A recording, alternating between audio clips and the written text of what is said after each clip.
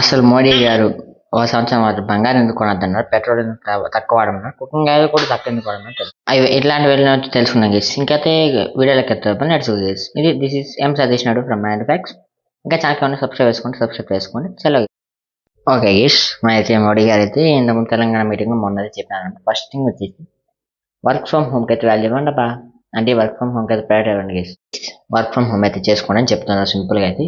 ఎందుకంటే work from home చేసుకోవడం వల్ల మనకు కొద్దిగా వెహికల్స్ అయితే వాడడం తగ్గుతుంది. అండ్ కంపెనీలు కూడా ఆర్డర్ ఇస్తుంది వర్క్ ఫ్రమ్ హోమ్ ఇవ్వండి. అయితే ఇప్పుడైతే చాలా కంపెనీ అయితే ఇవ్వలేదు అనమాట వర్క్ ఫ్రమ్ హోమ్ అయితే.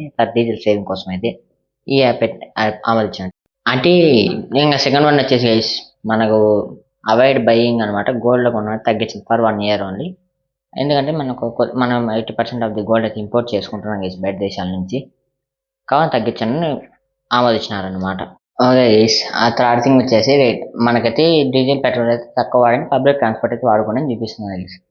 అంటే పెట్రోల్ డీజిల్ కొట్టుకోవడం వల్ల వచ్చేసి మనకైతే అదే మనం క్రూడ్ ఆయిల్ కూడా ఇంపోర్ట్ చేసుకోవాల్సి వస్తుంది గైస్.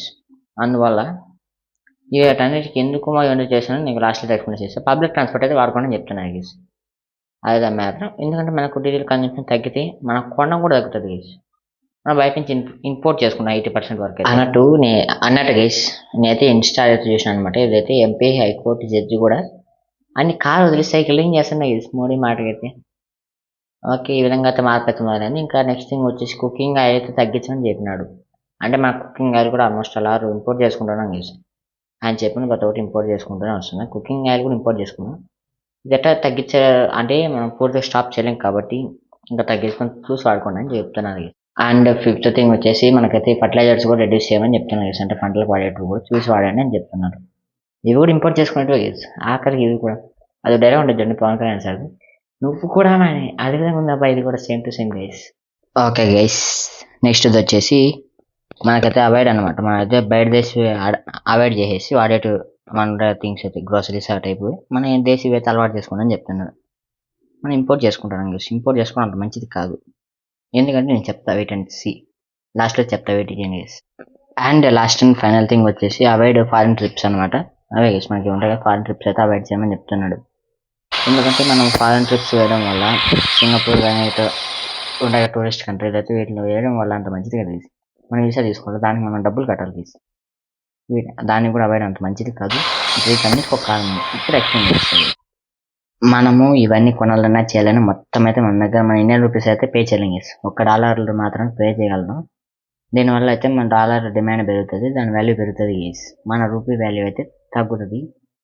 అదనమాట, ఈ విధంగా తగ్గుతుంది గైస్. తగ్గడం అంత మంచిది కదా. ఇన్ఫ్లేషన్ జరిగిందనుకో మన టోటల్ ఎకో సిస్టమ్ వల్ల అయితే మొత్తం జరుగుతుంది.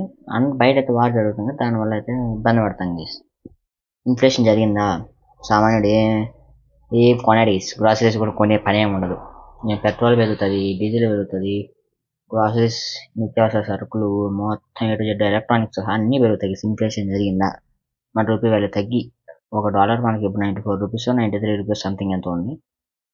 అది ఇంకా పెరుగుతుంది గేస్. ఇంకా దారుణంగా వెళ్ళింది అనుకో మనం ఏం చేయలేము అనమాట. అందుకు చెప్పినారు గేస్ 1 year పాటు కొద్ది భాగంగా తక్కువ చేసుకున్నాం. మొత్తం అయితే important guys. 80% of the gold అయితే ఇంపోర్ట్ చేసుకుంటున్నాం మనైతే.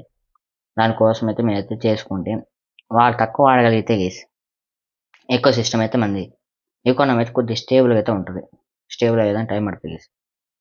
అది అందుకని అయితే చెప్పినాడు. మీరు తప్పక ఫాలో అవ్వండి గేస్. అవసరమైతే బండ్లు తీయండి, పెట్రోల్ తక్కువ వాడండి గేస్. ఇంపోర్ట్ అయితే తగ్గించుకున్నాం, ఇంపోర్ట్ చేసుకుని మనం ఇంకా ఎక్స్పోర్ట్ చేయాలి గేస్. వీలైతే ఎక్స్పోర్ట్ చేయాలి కానీ ఇంపోర్ట్ అయితే చేయరాదు. చేయొచ్చు అంటే మనకు వాల్యూ పెంచుకోవాలి గేస్. రూపీ వాల్యూ అయితే మనకు అప్పుడు ప్రైజెస్ కొన్ని డ్రాప్ అయ్యే అవకాశం ఉంది. ఇప్పుడైతే మనకు చిప్ సెట్లు కూడా షార్టేజ్ నడుస్తుంది గేస్. మొత్తం అయితే ఏ నెంబర్ 1గా షార్టేజ్ నడుస్తుంది. అందుకు అయితే మీరు పాటించండి ప్లీజ్. మన ఛానల్ సబ్స్క్రైబ్ చేసుకోండి. Please like share and subscribe to my channel. Start by.